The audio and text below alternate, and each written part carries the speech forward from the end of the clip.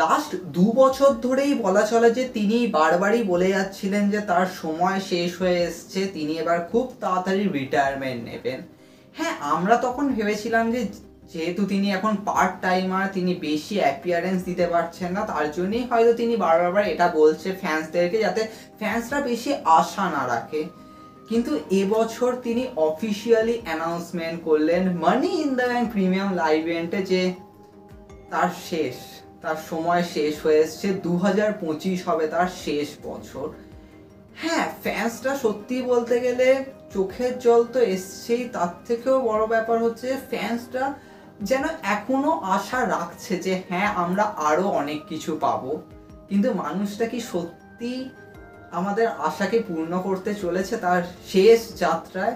তো সত্যি বলতে গেলে হ্যাঁ, জন সিনার লাস্ট রাইড বলা চলে, শেষ যাত্রার এই শেষ যাত্রায় কি কি থাকতে পারে সমস্ত কিছুকে নিয়ে আজকে আলোচনা হবে, অনেক আলোচনা হবে। কারণ যে মানুষটা আমাদেরকে মোটিভেট করেছে, আমরা ছোটবেলা থেকে তাকে দেখে বড় হয়েছি, অনেক কিছু শিখেছি, জীবনের পাঠ শিখেছি তার থেকে, কিভাবে স্ট্রাগল থেকে শুরু করে এগিয়ে যাওয়া, ডিমোটিভেশন, ফ্রাস্ট্রেশন থেকে বেরিয়ে আসা, সমস্ত কিছু তাকে দেখে শেখা। তো সেই মানুষটাকে হ্যাঁ আমরা গ্রেটেস্ট ট্রিবিউট তো দেবই, কিন্তু আমরা এখনো আশা রাখি যে হ্যাঁ তিনি আরো একবার সেই সুপার সিনা হয়ে আমাদেরকে মোটিভেট করবেন।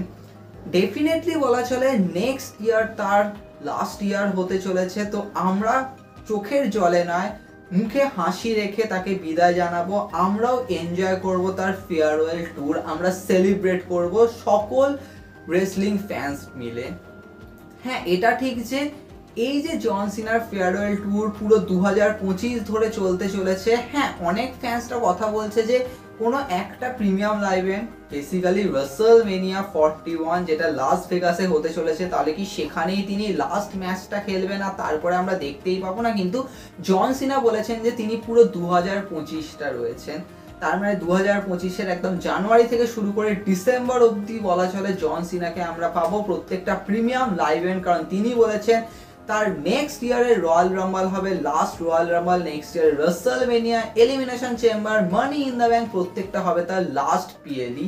তো ডেফিনেটলি বলা চলে যে হ্যাঁ ডাব্লিউডাব্লিউ বোধহয় প্রত্যেকটা পিএলই অ্যাজ এ পোস্টারে আমরা জন সিনাকে দেখতে পাবো। ইভেন অ্যাজ এ পোস্টারে অ্যাডভার্টাইজও করা হবে যে John Cena last Money in the Bank, last Royal Rumble, last Elimination Chamber, last SummerSlam প্রত্যেকটা পিএলই। আর আমার মনে হয় যে হ্যাঁ ডাব্লিউডাব্লিউকেও এইভাবেই ডেডিকেট করা উচিত জন সিনাকে প্রত্যেকটা পিএলই। যেমন আমরা লাস্ট ইয়ার ফার্স্ট লেন দেখেছিলাম যে হ্যাঁ জন সিনাকে পোস্টারে রাখা হয়েছে, তো অবভিয়াসলি একটা আলাদাই ফিল ছিল, নো ডাউট। আর ভাই মানুষটা সব সময় পোস্টার বয়, সেদিনও আজকেও আর ভবিষ্যতে তিনি যদি ইন্ডিং কম্পিটিশন থেকে রিটায়ারমেন্টও নিয়ে নেন না, শুধুমাত্র একটা অ্যাপিয়ারেন্স, একটা প্রোমো কার্ড এনাফ, ভাই পুরো শোকে পুরো মানে একদম আলাদাই লেভেলের ফুল করে দেবে, আর কিছু বলেনি। কারণ মানুষের ইমোশন রয়েছে তার মধ্যে। তো ডেফিনেটলি বলা চলে দেখো প্রচুর ফ্যান্সরা এখানে কিছু ভালো দিক কিছু খারাপ দিককে তুলে ধরছে।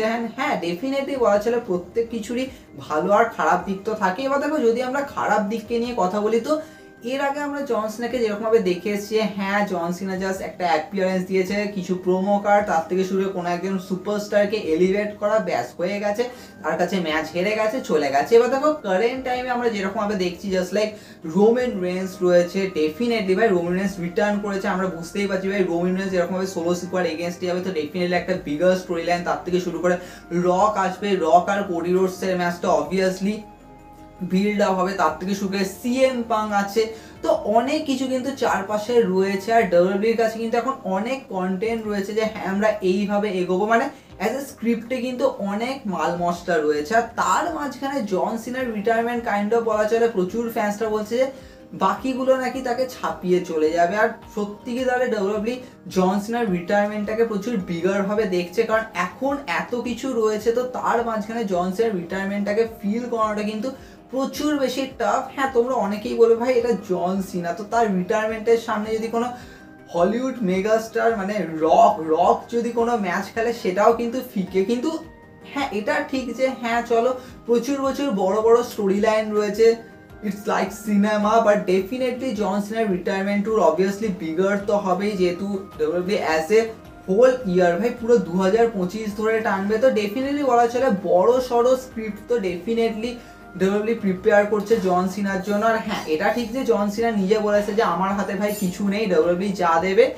তাতেই সেটাই হবে আমার লাস্ট ম্যাচ, এরকম ব্যাপার। কিন্তু এটা আমরা জানি ভাই মানুষটা নিজেও হয়তো কিছু চান, হ্যাঁ মানুষটা কি চাইবেন যে ভাই নিউ ট্যালেন্টদেরকে প্রিপেয়ার করা এইটুকুনি। কিন্তু ডব্লিউডাব্লিউ জানে আর ভাই স্পেশালি ট্রিপল এইচ জানে যে ফ্যান্সটা নিরাশ হয়ে রয়েছে। আমি স্পেশালি বলবো ট্রিপল এইচ, কারণ ট্রিপল এইচ দেখে যে সোশ্যাল মিডিয়ায় কি চলছে, ফ্যান্সটা কি ইচ্ছা প্রকাশ করছে। তো এই মুহূর্তে দেখো আমার মনে হচ্ছে না যে ডব্লিউডাব্লিউ কোনো খারাপ ডিসিশন নেবে যে হ্যাঁ চলো জনসনের রিটায়ারমেন্টটাকে জাস্ট সাইড করে লাগিয়ে দিলাম যে হ্যাঁ চলো কিছু একটা ম্যাচ সেট আপ হয়ে গেল, ওটা মেইন ইভেন্টে হলো না। ভাই এটা একবারই হবে, তো এটাকে ডব্লিউডাব্লিউ প্রচুর বিগার ভাবে করবে। আর অবভিয়াসলি জন সিনা যেরকম ভাবে রেভিনিউ জেনারেট করে এটা কিন্তু খুব দরকার যে হ্যাঁ তাকে আমরা অ্যাজ এ শুধুমাত্র মেন ইভেন্ট তাই নয় প্রত্যেকটা পিএলইতে বুক করবো। তো তাই জন্য দেখো আমার মনে হয় না যে হ্যাঁ খুব খারাপ কিছু হয়ে যাবে। হ্যাঁ ডব্লিউডাব্লিউ এখন প্রচুর কিছু রয়েছে। দেখো আমরা যদি এর আগে দেখতাম না, ধরো আগে যখন ভিন্স ম্যাকম্যানের টাইম ছিল ওই টাইমে কি হতো যে একটা মেজর স্টোরি লাইন ছিল যেটা পুরো মেন ইভেন্টকে লিড করতো, বাকি সব খুচরো খুচরো স্টোরি লাইন ছিল। কিন্তু এখন ট্রিপল এইচের টাইমে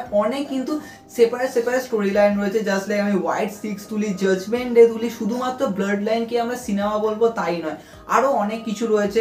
তার থেকে শুরু করে আমরা ওমেন্স ডিভিশনে অনেক storyline, CM Punk, Drew McIntyre, Seth Rollins, এর মধ্যে তো কোনো টাইটেলই নেই, সেটাই একটা নেক্সট লেভেল স্টোরি লাইন। তো তার মধ্যে জন সিনার রিটায়ারমেন্টটা কিন্তু অবভিয়াসলি এমন কখনোই বলা উচিত না যে ছাপিয়ে দেবে, মানে পুরো চাপা পড়ে যাবে, এরকম কখনোই না। কিন্তু হ্যাঁ যদি আমরা ভালো দিকটাকে নিয়ে কথা বলি, সবসময় খারাপ কেন ভাববো। তো জন সিনা বলেছেন যে তিনি 30-40টা অ্যাপিয়ারেন্স দেবে। এবার ডেফিনেটলি দেখো এর মধ্যে যদি আমি ভেবেও নিই যে হ্যাঁ চলো 12টা প্রিমিয়াম লাইভ ইভেন্ট তো থাকে একটা বছরে, তার থেকে শুরু করে আমি যদি ধরে নিই যে হ্যাঁ 30-40টার মধ্যে আমি যদি ধরে নিই যে হ্যাঁ ধরো 10টা হয়তো লাইভ ইভেন্ট, হ্যাঁ এটা ঠিক নয়, কারণ লাইভ ইভেন্ট সব থেকে বেশি থাকে, কারণ একজন সুপারস্টার প্রচুর উইকে প্রচুর লাইভ ইভেন্টে অ্যাপিয়ার করে। তো সেক্ষেত্রে জন সিনাকেই সেরকম যেমন সেই সামারস্ল্যামের সময় এসেছিল তো প্রচুর লাইভ ইভেন্টে ছিল, তো সেরকমই বুক করা হবে। তো সেক্ষেত্রে আমার যেন মনে হয় যে হ্যাঁ চলো প্রচুর লাইভ ইভেন্টে তো থাকবেই। তার থেকে শুরু করে যদি আমরা ভাবি যে হ্যাঁ প্রত্যেকটা পিএলইতে জন সিনাকে বুক করা হচ্ছে, তার মানে তোমরা ধরে নাও যে হ্যাঁ জন সিনা এমন বুকিং থাকবে যে একটা লং স্টোরি লাইন, হ্যাঁ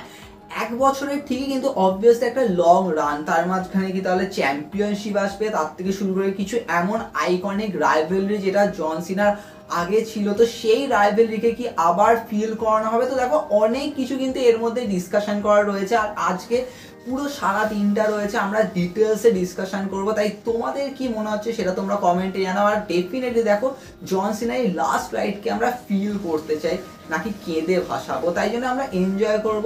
অনেক কিছু তো আরও আসবে, আজকে তো ডিসকাশন হবেই সারাদিন ধরে। তবে তোমাদের কি মনে হচ্ছে সেটা তোমরা কমেন্টে জানাতে পারো, কারণ আমি জানি যে তোমাদের মধ্যে অনেক ইমোশন রয়েছে তাকে ঘিরে। তো অবভিয়াসলি তোমরাও চাও যে কিছু স্পেশাল থিং তাকে নিয়ে করতে, তো সেটাও তোমরা জানাতে পারো কমেন্টে। আর আমরা তো অনেক কিছু করবো, এখনো ডিসকাশন শেষ হয়নি, এরপরে আরও এপিসোড আসবে, অনেক ডিসকাশন হবে। দেখা হবে নেক্সট এপিসোডে।